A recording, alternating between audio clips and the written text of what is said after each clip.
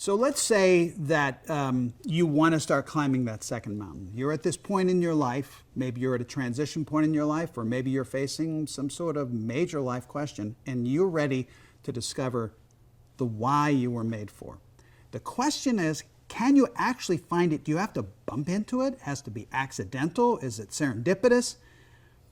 I believe you can actually discover it, and you can find your calling, this beckoning on your life, this invitation on your life, which then leads to your destiny. You can find it at the intersection of two massive truths. So you can imagine two big circles overlapping. Truth number one is an awesome truth. Truth number two is an awful truth. And where they overlap, that's where we're going to find your calling or your destiny. The awesome truth is about you. You are created uniquely. There's four aspects of your life that make you unlike anyone else. Your life story, no one shares your life story. Number two, your passions, what drives you and moves you. Number three, your personality, how are you created to interact with the world? And number four, your gifts and talents. Some of them are innate, some of them are learned. Those four elements really comprise this awesome truth about who you are. You are unique, you're a masterpiece. So that's awesome truth. Now the awful truth that overlaps with the awesome truth is that the awful truth is the world is broken. And I think we all understand the world is a mess, and it always has been, and it's because of us, because of human beings, but the world is broken in six very distinct ways. Injustice. Things are just not right. Pain. People are struggling with pain in various ways. Isolation and loneliness is another broken place of the world. Hatred. Has there ever been a time where people have hated each other more than right now?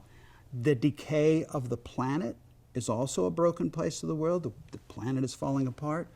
And then this last one is maybe a word you never heard of before. It's anomie.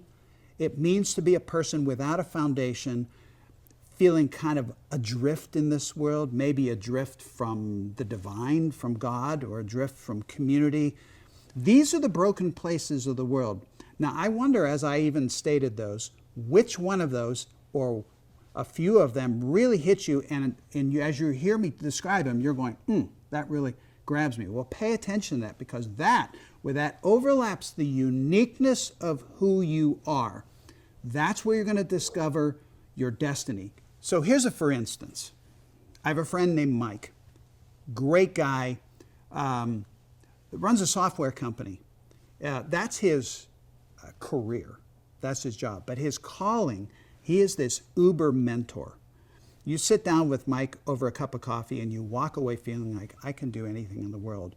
And this comes from growing up, understanding some people who mentored him. He realized he wanted to do that for other people because he was concerned about human beings that were separated from God, separated from each other, and also isolated in this world. So he comes alongside people, and it just moves him to sit with a person and watch them change and move in the direction of community, and move in the direction of finding themselves in the world. That's Mike.